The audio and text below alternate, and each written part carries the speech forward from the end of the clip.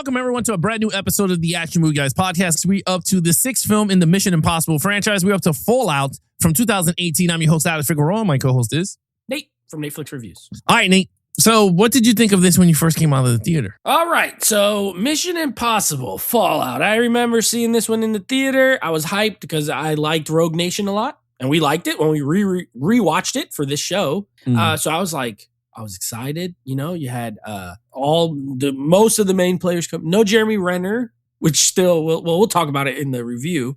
Henry Cavill showing up with the mustache, messed up the whole reshoots for Justice League because of his mustache. And then you had Angela Bassett, new. You had a couple new faces, a couple familiar faces, big IMAX scene at the end. So I was hyped, and I remember liking it. I remember when I left the theater, I was like, that was a good movie. So, you know, I have not watched it. I honestly have not seen this since the theater. So it was fun to rewatch it for this show. Yeah, when I saw this in the theater, I'm with you on this one. I liked it a lot. I thought it was really good. After coming off the Ghost Protocol, I was like, all right, this is a really good sequel to the film. Like, I was like, it wasn't even as bad. The IMAX, I remember, was really good because it was like almost the entire action of the movie was in IMAX. It was not even... You got it. Like, even the plane, him jumping off the plane, was it the Halo jump? That was in IMAX. Yeah. The last scene was in the IMAX with the helicopters. The chasing with the hell was it? The running sequence that he runs after Locke. The building and stuff. Yeah, that's like, I mean, everything was shot in IMAX. He broke his ankle during the film. Yeah. I remember he got injured during of all the things he does, he got injured. Yeah, jumping off of something. So, sure. But anyway, yeah, so you do see, I mean, I thought it was phenomenal. I know the theater really liked it also. It wasn't even bad. But let's see what the numbers say. Does the numbers lie on that? Well, I'll tell you this. Ghost Protocol 2011, right? Budget of 145 million to make, right? Well, Fallout was $178 million to film. I mean, bigger budget, more sequences in the film, right? Ghost Protocol made $694 million in 2011. Well, 7 years later, you got Fallout, and it made $824 million, which surpassed it by 200 plus ... whatever. It made the budget back by tenfold. And like we said we were gonna do, I looked up the movies that it had to come across and see why did it not cross the $1 billion mark. What did it compete against? Oh my God, Nate. July 27th, Fallout. July 20th, The Equalizer 2 with Denzel Washington, reprising his role as the Equalizer, right? July 13th, Skyscraper with The Rock. Yeah. Superhero movie, Ant-Man and the Wasp, July 6th. And not only Ant-Man and the Wasp, that was after Infinity War. Yeah. So that was like, that was when Marvel was still popping off. Every single movie was still like making a ton of money. July 13th, same time as Skyscraper, Hotel Transylvania 3, Summer Vacation, which is a big movie. Those movies do good. They do really good. Another one, the same day as Fallout, Teen Titans Go to the movies. I remember. I don't know how that did because I never watched it, but it sounds pretty good. I remember that movie. Yeah. I don't think it did amazing, but I think, it has fans. People went. And the final two movies of July, horror movies. July 4th, The First Purge. Okay. And then the last but not least, July 20th, Unfriend Dark Web. That's the last movie of July. So those are the July movies of 2018. Now, there's kind of heavy hitters in there, and I could totally see why Mission Impossible did not hit that $1 billion mark for the first time. But it still made a lot. It made a lot. No, I'm not all saying, those movies, it was 800 is nothing to sneeze at.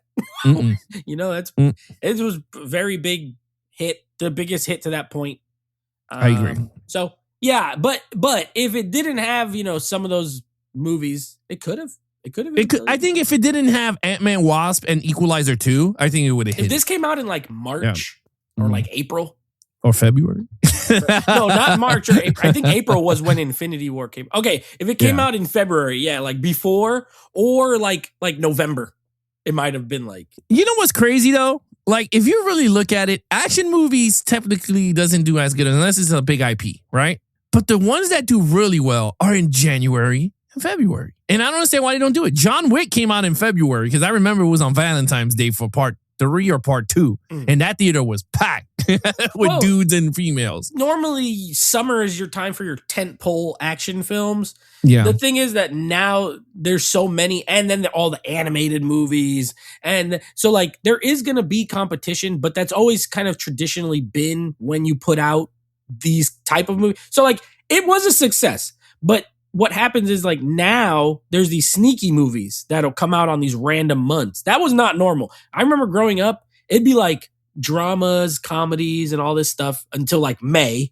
And then May through August, action, comic books, horror, action, comic books, big cartoons, Disney cartoons. And then like the end of the year, Oscar dramas, comedy, whatever. Now they kind of space it out where they drop these tent poles. I feel like Marvel honestly was ahead of the game in that. In the 2010s, they started putting out their movies like in February or March. Or Fast and Furious did it. I don't remember which one, but one of them came out like in April. And it was like, everybody's going to go to the movies in April for the first time since ever, And now they're all spaced out. So I don't know. It's interesting to see how the history of movies, like what came out when. But this coming out in the summer was like kind of a July, though. That's like right in the summer. That's that's the summer heat. Yeah. But hey, it did phenomenal. No, you're right. All right. With that said, critics and audience, what did they think of this film? Phenomenal, by the way. Phenomenal.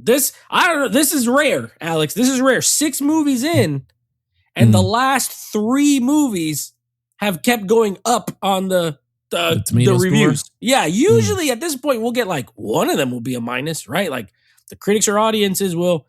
This one is another plus. So Rogue Nation was a plus over. Ghost Protocol was a plus over 3. Actually, 3 was a plus over 2. 4 was a plus over 3. 5 was a plus over 4. And now 6 keeps the trend going. It's a plus over 5. This has a 98% critic score. Oh, wow. 98, which is a plus 4, because the last one had a 94%, which is also very good. But for a big action spy movie, 98 is an insane number.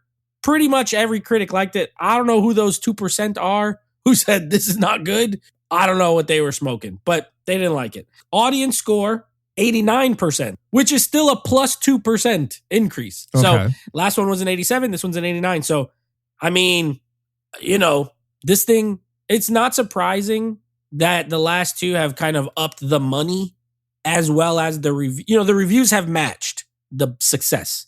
Like, seems like people keep liking them better and better, and they keep making more and more money. I think this ends with this movie, if I remember correctly, as far as these kind of numbers. But yeah, this was beloved by pretty much everyone. I mean, I agree. I felt like this was it was more marketed very well. I remember that you see Henry Cavill fight all over the place, and they were all over the place promoting this movie.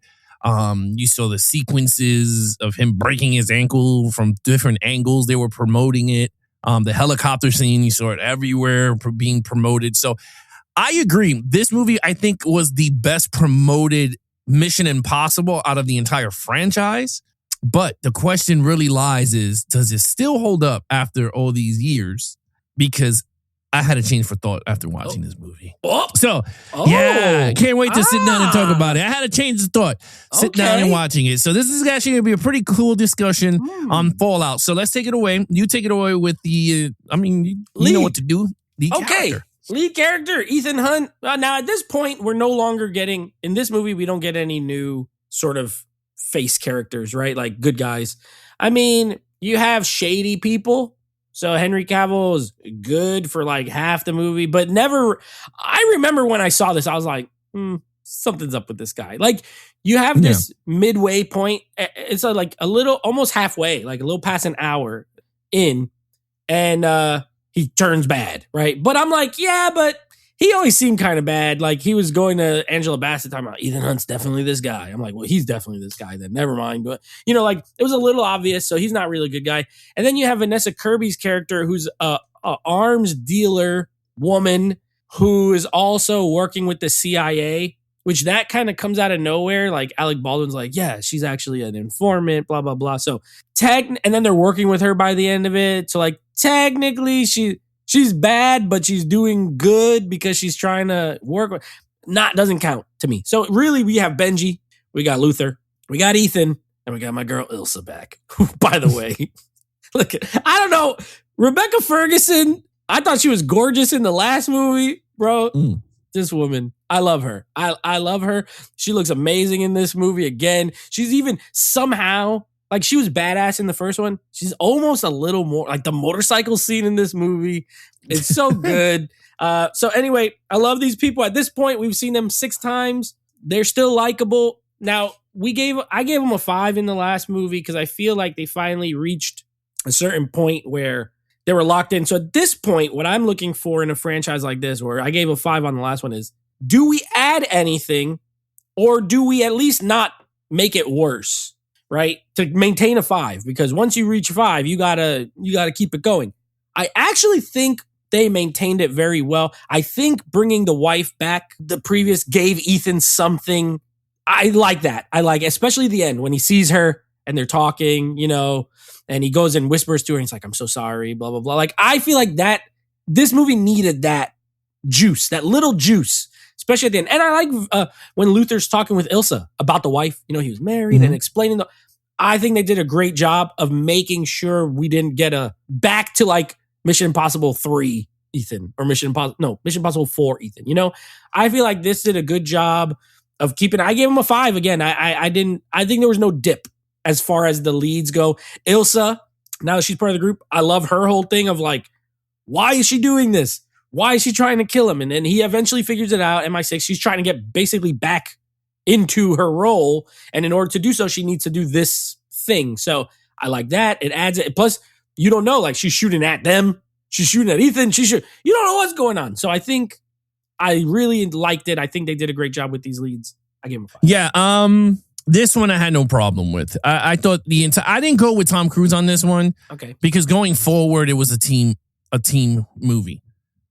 He is the lead, but I agree with you. They didn't do much to hurt the character. They didn't do nothing to even expand on the character. He was just the same Tom Cruise that we got from Girls. So I gave it a 5. Now, the only reason I gave it a 5 is because I think we got more of Benji on the field. I thought that was pretty cool. Luther had more of a role in this movie too. I thought it was good. The comedy wasn't as there as it was in Ghost Protocol. It was more of a serious tone film, which I thought it was weird. And I was watching it and I remember I was telling my wife, I was like, man, this thing actually looks like it felt like 007 Skyfall. When I was watching control car. That was a joint. You loved that one. There we go. But it actually felt like that movie, which I was like, man, I didn't understand why they changed the tone-esque of the Ghost Protocol. I think they had a perfect formula with that movie. They could have just continued going with. I think this movie hurt losing Bran. I think Jeremy Renner's character, I thought was the one that gelled everyone with the comedic stuff, and he was the hand-to-hand expert. And he was the right hand man. Because I have no idea why he's not in this. And they don't even explain it.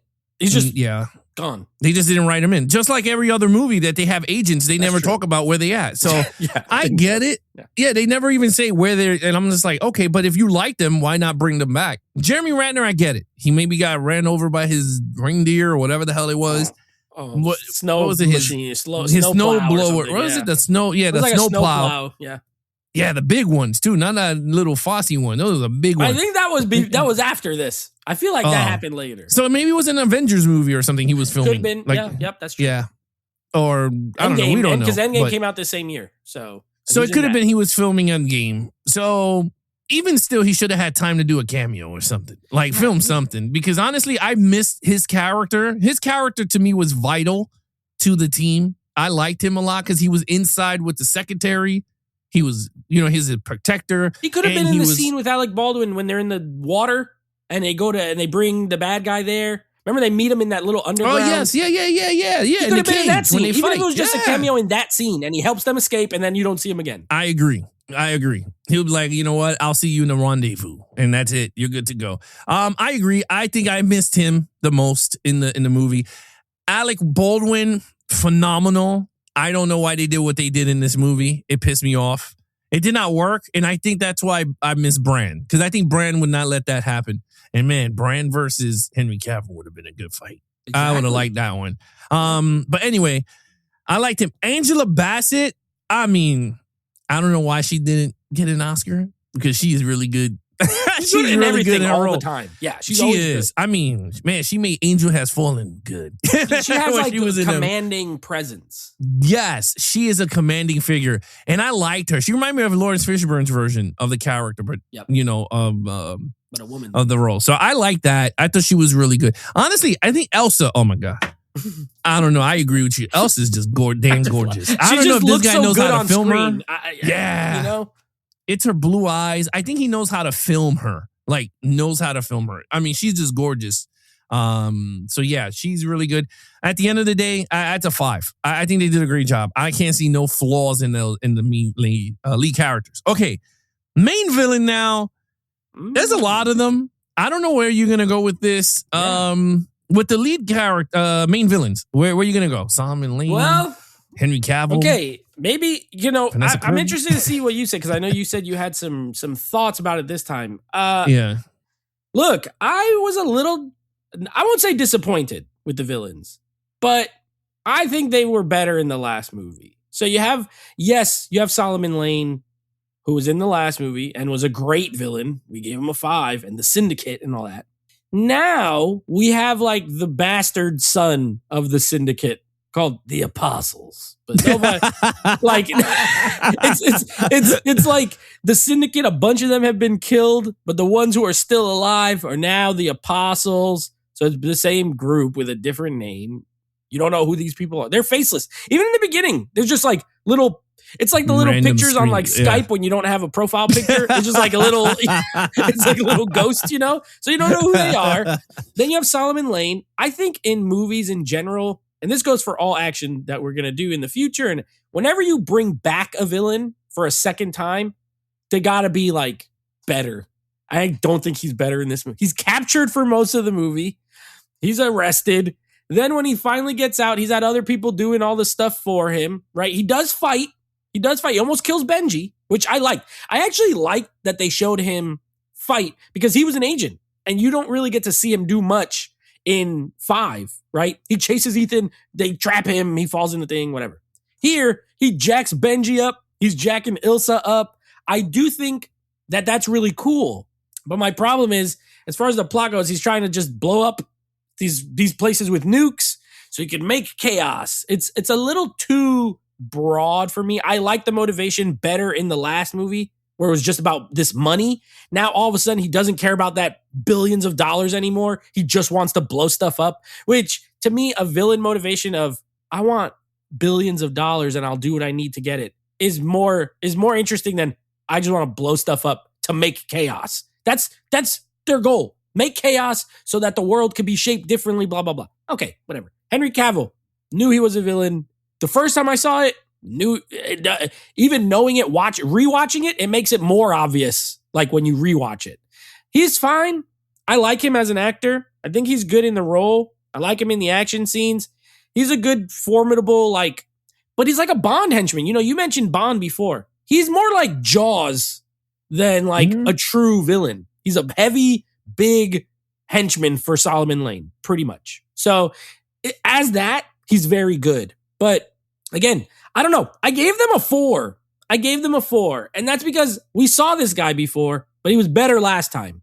And for me, that I have to minus it. I if he was equally as good or better, I would have stuck with a 5. But yeah, I gave the villains a 4 here. Yeah, nope, not me. I gave it a 3. Ooh. I thought they were good. Okay. I thought they were good. Everything you said, all I'm going to add to that is I totally felt like we're getting the repeat syndrome. We got another agent churning, which is John Locke is good, and now there's another agent turning bad against these guys. I'm getting tired of that. Yeah. We have Solomon Lane, which I do agree. He was the best version of that character was in Ghost Protocol. And the fact is, I didn't mind him fighting. I thought the fighting was good. And I said this in the last episode.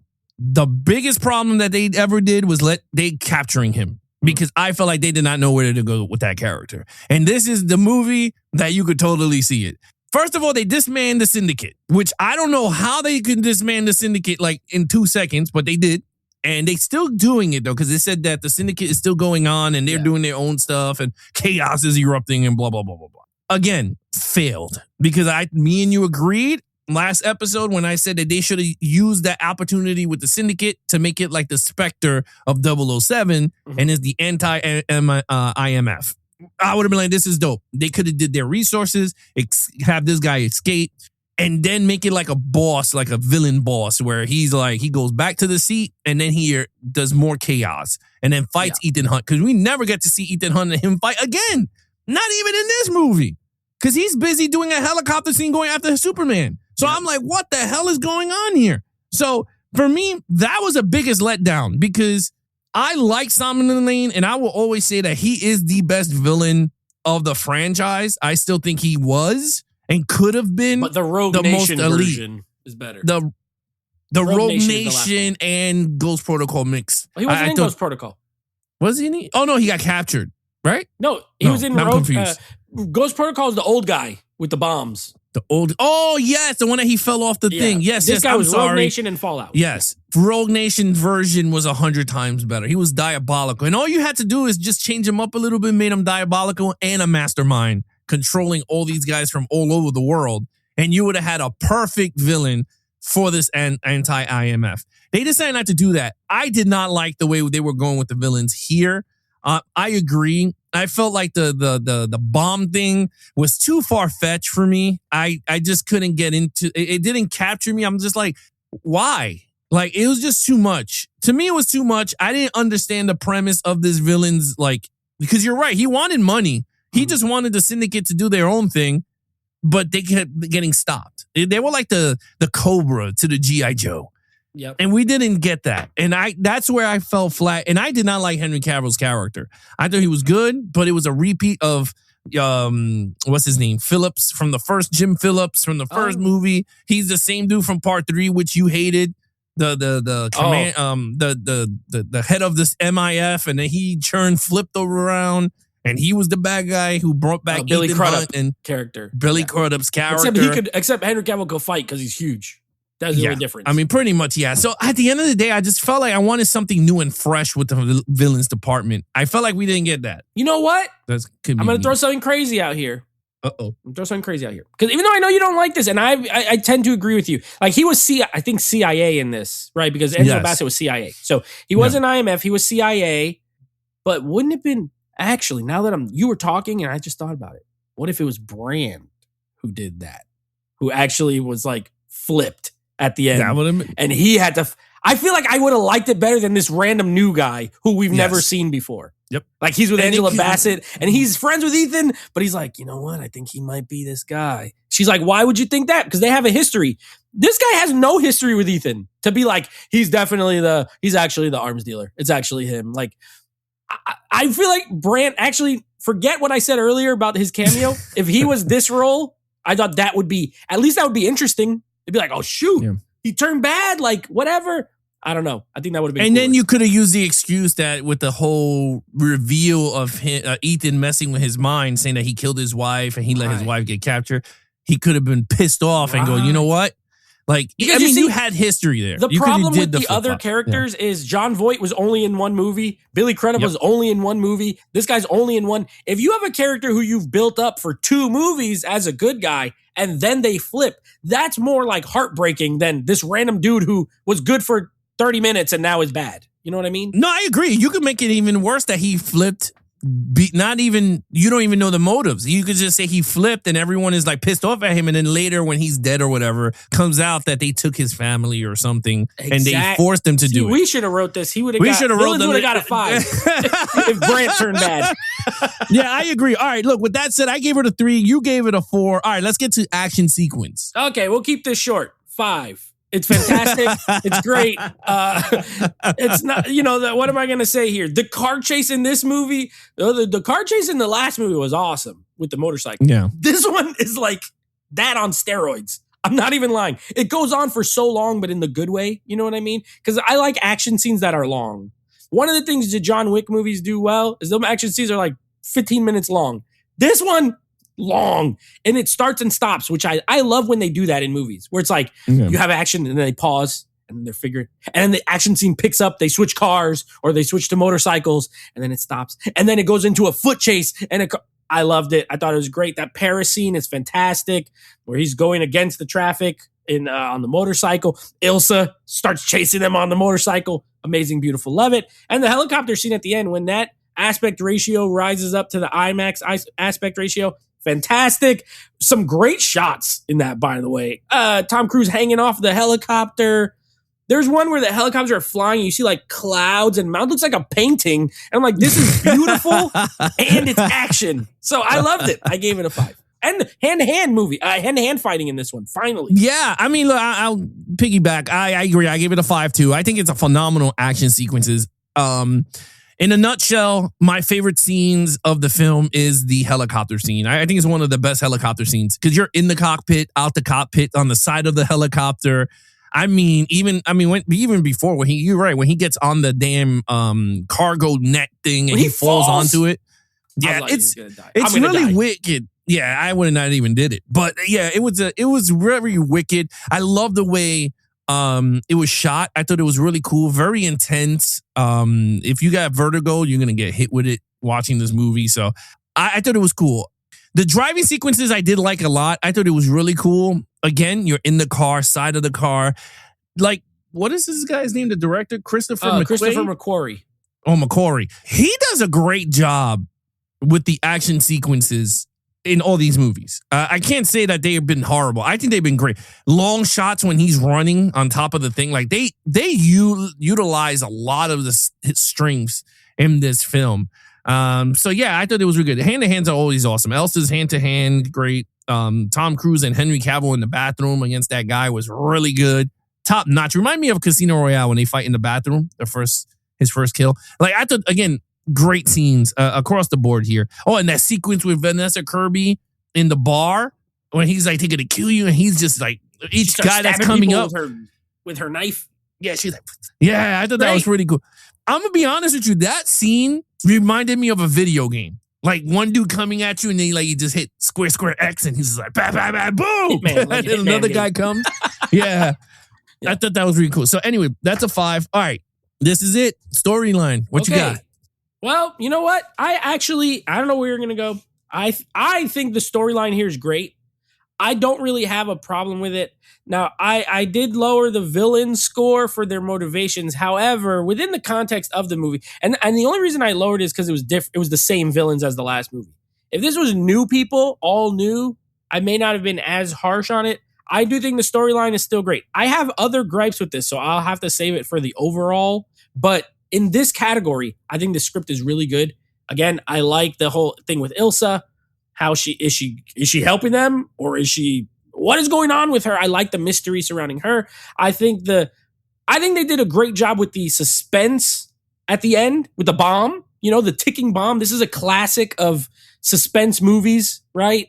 There's a bomb with a timer. It's going off. I love them bouncing kind of in between with Benji and Ilsa, and then Luther, and then you don't know if Ethan got the thing or not. And I love that. I think that's very well written. Again, I love the stuff with Alec Baldwin, and I actually like Angela Bassett. I agree with you, not just the performance, but like, I understand why she does what she does in this movie. It makes sense, which is good writing, right? When it makes sense, it's like, yeah, well, she's CIA. She's like, I got to make sure we get this. I don't care about your feelings. Loved it. So I don't have a problem with this storyline. I gave it a 5. I think it's great. My gripes will be coming up in the next category. You gave it a 5. I gave it a 5. Yeah. Okay. I gave this a 4. I thought this was great. My problem is it becomes 2 films when you're watching. You got Elsa fight. There's a lot of subplots. I think that's a problem I have with this movie. Way too many subplots for this movie. You have Elsa's stuff. You got John Locke stuff. Vanessa Kirby stuff. Angela Bassett stuff. Then you got Solomon Lane stuff. All this stuff. There's a lot of stuffs up in this movie. And there's too much to sit down and trying to grasp because you don't, You don't know which way we're going with the story, which is good storytelling if told. I think they did a great job with how many twists and turns it's going. I'm just saying there's way too much to focus on. You know what I mean? You said it right. Angela Bassett, I had no problems with her saying, y'all all coming in up in here. Right. Because the funny thing that made me laugh is because Alec Baldwin pulled the same shit when he was a CIA guy, when he told all of them to come in. And he goes, we're going to do it all, we're going to do it all, even shoot to kill if we have to. Ethan Hunt. And now he's on the other side of the coin going, you know what? We need to get the nuke. And, she doesn't see it. And doesn't she become the head of, I think she becomes the head of the IMF, right? Yeah. So that's my thing. My thing is, it's a repetitive cycle, which told from like 7 different point of views into this one movie. I do have one major gripe, and I will hold it off for overall because that is the overall. I'm not saying this movie's horrible. This movie's a very well told movie. I just think there's a lot. It's like The Witcher. You know when you play The Witcher and then you have like 20,000 side quests that connects to the main storyline? It's like, that's what I feel with this movie. Instead of having that straight line to get from point A to point B, we have going up and like this just to go right to the line. Whether some people like it, I mean, I know you do. You gave it a 5. Yep. Some people might not. They'd be like, "Man, this is way too much story for a bar." Yeah. You could have held this off for another movie, which you could. You could have. I mean, that Elsa thing could have been stretched out for another movie. That could have been another movie in its own. MI6 versus IMF. That would have been a dope movie. Anyway, I give it a 4. I thought it was great. It's not as perfect as what I liked about Ghost Protocol. I think Ghost Protocol was the perfect... Or Rogue Nation, you mean. I'm sorry, Rogue Nation. One, yeah. I thought it was the best team and everything put into one of this story told. But anyway, I gave it a 4. You gave it a 5. Overall. Excuse me. It's funny that you say that because I remember I was on a stream at some point and I told everybody that Rogue Nation was my favorite one. And they were like, really? I was like, yeah, I think it's when you watch these all in a row, as great as this movie is, because it is great. Right. That one just kind of, to me, is the perfect blend of everything. Action, characters, story, runtime, comedy. It has like a little bit of all the things that the first 4 movies did and in a perfect shout. My problem with this movie, and here's where I'm going to I did minus a point. So I gave it a 4 overall, not a 5. 2 things. You touched on one thing, which was the comedy aspect. These are not comedies. They're not. However, they do have a certain lighthearted nature about certain things during these movies. You have Simon Pegg, who's a funny actor. This is such a serious movie. And my problem is that this movie, now that I've rewatched it, because like I said, it's been a while since I've seen it. This movie kicked off, to me, 3, 4, and 5 feel like they really go together. And now that I've seen this, 6, 7, and 8 feel like they really go together. Because the movie's long as hell, and it's really serious. It is not, they kind of got rid of the humor. There's no Brandt. Again, Benji is not funny in this at all. The closest you get to a joke is where like they're talking and then they're like, I'm thinking about it. The plan, like, I'll figure it out. But I mean, we've heard that in every single movie. We know they never have a plan until like right before, So there's no humor. I think this needs it. Like, these movies should not be so serious, right? They are still fun at the end of the day. And I think the first bunch of movies got that. Maybe not one, because Brian De Palma was making like a suspense movie, really. But the rest of them, once they became action films, they had that mix. This does not have that mix. It is a straight up serious, I wouldn't say bleak, but definitely a darker tone, which I like movies with that, but not when it's like the 6th movie in a franchise that was not like that. So that's my gripe number 1. And gripe number 2 is that the movie's too long. And this kicks off this trend where all these last 3 movies are 2.5 hours or more for no reason. Like Rogue Nation was 2 hours, I think 2 hours and 5, something like that. That's perfect. 2 hours is good. 2 hours or less for an action film. Beautiful. Once you get to the extra half hour, what are we doing that's so important? Now, this does have longer action sequences, but I agree with you on that. As far as the story goes, it definitely has a lot of plot. Like, there's a lot. Now, I liked it, but there is a lot. And if they could have trimmed it down, I would have preferred it. So yeah, this starts that trend for these last three, where these movies are long as hell. These last two, even though I like them, I know what I'm in for. They're like almost 3 hours long. So yeah, I gave it a 4 because of those two things, where now I know these last movies, like these last two are very serious. They're not very funny and they're going to be long. So this was the movie that kicked that off. Well, you said it the best. I 100% agree with you. I thought this movie was freaking long. And I said, man, I didn't even remember this shit in the theater like this. Like, I sat there and I'm going, shit, like, this is a really long movie. Honestly, we're recording and I watched it this morning and I didn't see the last 10 minutes of the damn movie because it was too long. Now, I watched the movie. Yeah. I seen and nothing it, crazy so I'm not happens gonna say in that last 10 minutes. Yeah, the last 10 minutes, he does it on the last second. He pulls the cord or whatever. But my thing is that I'm like, this is a way. And I started watching this damn thing at 8 a.m. And we record at 10:15. So it was a freaking long movie. And I agree. Way too many subplot. Bro, I totally even forgot. It was the plutonium. They were chasing plutonium the whole time. And then for what? At the end of the thing, they still got the plutonium.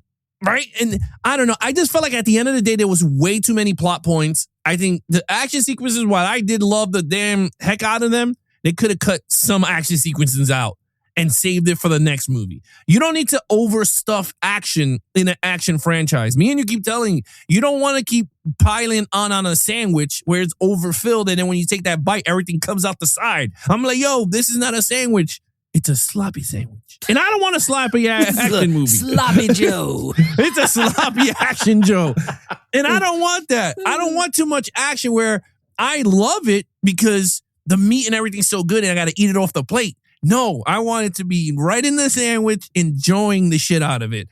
I feel like this one is just a sloppy Like, did the sandwich. running scene need to be 12 minutes? I don't think so. Yes, you didn't need that. Did you need the helicopters to start off? Like, I didn't need that long of a helicopter. We got the sequence. But The only one that should have been as long as it was the car chase, where it started and stopped, started and stopped. Because the helicopter one, when he climbs it and then falls and catches himself, and that's to climb it again. Like, I already saw him climb it. Why? Now I gotta watch him climb it again. I just feel like, and then the fight with John Locke at the end was another long ass sequence. You know, they fight and then they pull it, then they're fighting off the side of a cliff, and then he yanks the damn thing, and then he falls with it. Too much. I was like, bro, let's get the theatrical cut of this thing. Now, I went back because I had to make sure because I didn't want to screw it up.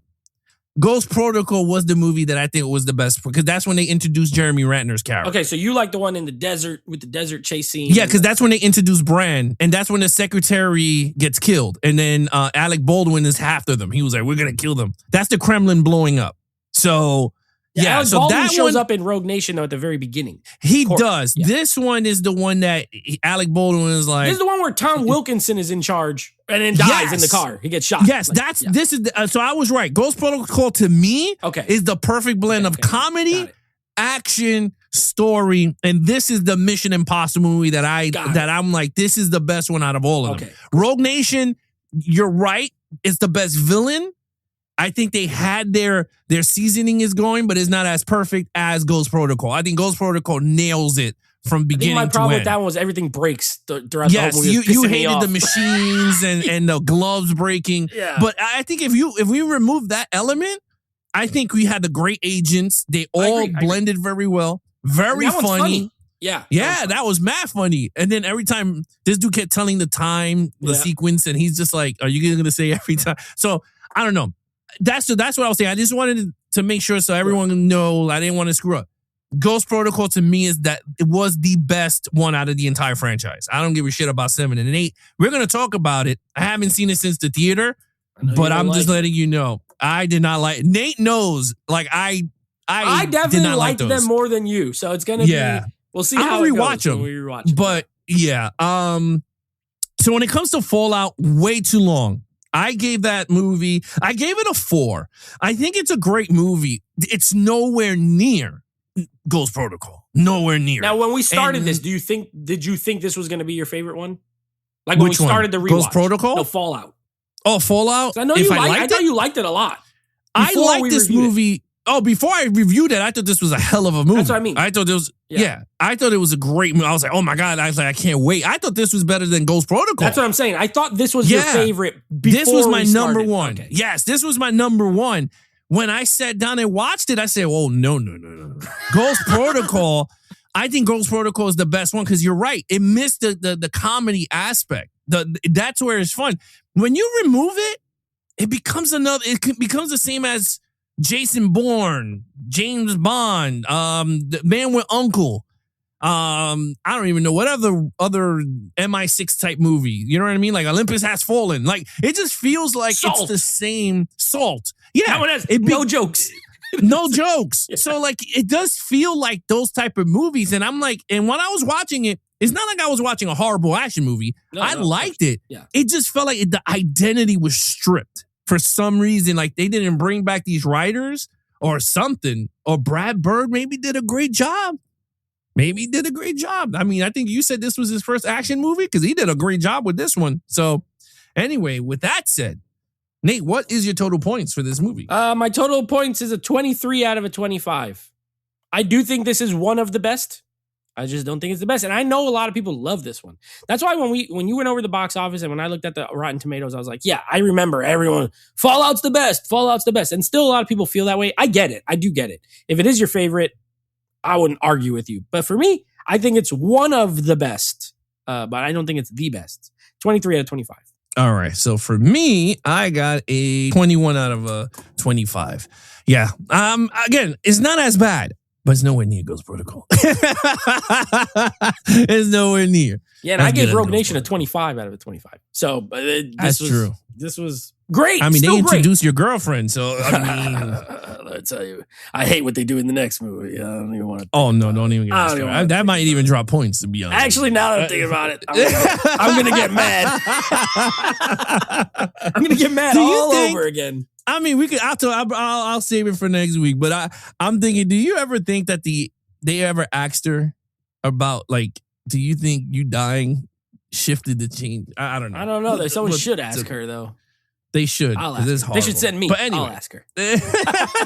Anyway, with that said, Nate, what's coming up next on the podcast? All right, next episode. We're getting to the end here, folks. Mission Impossible. The unfortunately titled The Dead Reckoning Part 1, which there is no Part 2 because the second movie's called The Final Reckoning. So I think there was supposed to be Dead Reckoning Part 1 and Part 2. Instead, they changed the name. Anyway, we'll be doing Dead Reckoning Part 1, the movie that has no Part 2. All right, guys, there you have it. That's what's coming up on the podcast. You guys want to check out the video version of the podcast, head over to youtube.com/geeksandflicks. Subscribe, leave comments. We'll answer right away. And of course, you guys are listening to this on the go or watching this on YouTube.